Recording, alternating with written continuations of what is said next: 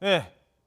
혹시 만화 영화 나라라 슈퍼보드 보신 기억 있으십니까? 아니면 백투더퓨처라는 영화를 보신 기억 있으십니까? 여기 보면요, 하늘을 둥둥 떠다니는 기계가 있습니다. 지금 제 뒤에 있죠. 어쩌면 이걸 현실에서도 만나볼 수 있을 것 같습니다. 이미 성공을 했답니다. 개인용 비행 물체 호버보드가 지금 화면 잠깐 보실까요? 50m 상공으로 날아오른다고 합니다. 야, 저거 어떻게 가능할까요? 그리고 무려 2km나 훨훨 날아가는 기록을 세웠답니다. 무려 10분을 비행을 했습니다. 자, 차세대 이동수단 호버보드입니다. 이쯤 되면 영화가 아니라 현실이 되고 있는 것입니다. 비록 뭐 한 10여 분 날았다고 합니다만 앞으로 좀 더 날아갈 수 있을 것 같고요.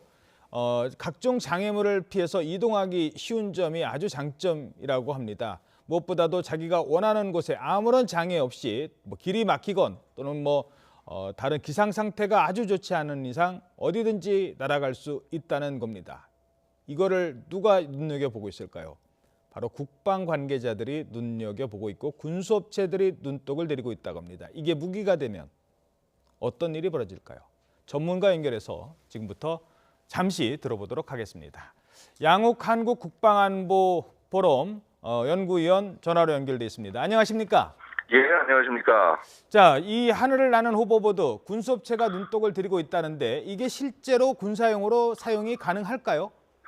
뭐 아직까지는 기술적인 제한이 있어 보이긴 하지만은 예. 궁극적으로 군에서 요구하는 사안을 거의 충족하고 있다고 볼 수 있습니다. 예. 지금 예를 들어서 이제 그 호버보드와 좀 다른 개념이 뭐 비슷한 개념이긴 한데 호버 바이크라는 것이 있습니다. 어허. 그 아마 그 영화 뭐 스타워즈 6편을 보셨으면은 예. 거기서 이렇게 뭐 포리스트 스피더라고 그래서 이렇게 막 굉장히 빨리 달리는 오토바이 같은 것들이 있는데 예. 이런 것을 좀 군용으로 좀 개발을 해보겠다라고 해서 지금 한참 추진이 되고 있습니다. 예. 아시다시피 이제 지금 드론 기술, 드론에서도 쿼드콥터라고 그래서 로터를 4개를 활용하는 이러한 장비들이 이제 등장을 하면서 예. 그러면서 이제 뭐라 그럴까 이런 것들이 이제 단순히 무인기로서뿐만이 아니라 사람을 태우고도 호버링을 하는 기능이 가능하겠구나. 지금 이런 기대감이 있는 것이 사실입니다. 예, 지금 성공을 하는 저분이 만약에 뭐 총을 들고 있거나 뭐 수류탄을 들고 있거나 그러면은 전혀 다른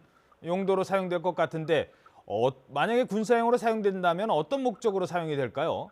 뭐 일단 가장 좋은 것은 이렇게 정찰용으로 해서 사용을 할 수 있을 것입니다. 예. 그래서 우리가 뭐 지금은 이제 정찰용으로 이제 드론 같은 것들을 활용하지만은 실제 사람이 타고 이제 정찰을 한다거나 아니면은 예를 들어서 특수부대 같은 그 인원들이 거기에 탑승을 해서 굉장히 빠른 시간 내로 이제 공격을 해 들어가거나 이제 이렇게 할 수 있는 것이고 예. 한마디로 그야말로 땅 위에서 이렇게 땅을 딛고 움직이는 것이 아니라 그 위에서 땅 위에 떠서 굉장히 빠른 속도로 이동이 가능하기 때문에 그 군사용 공격을 위한 혹은 정찰을 위한 어떤 수단으로도 활용될 수 있다는 점에서 가장 큰 장점이라고 하겠습니다. 예.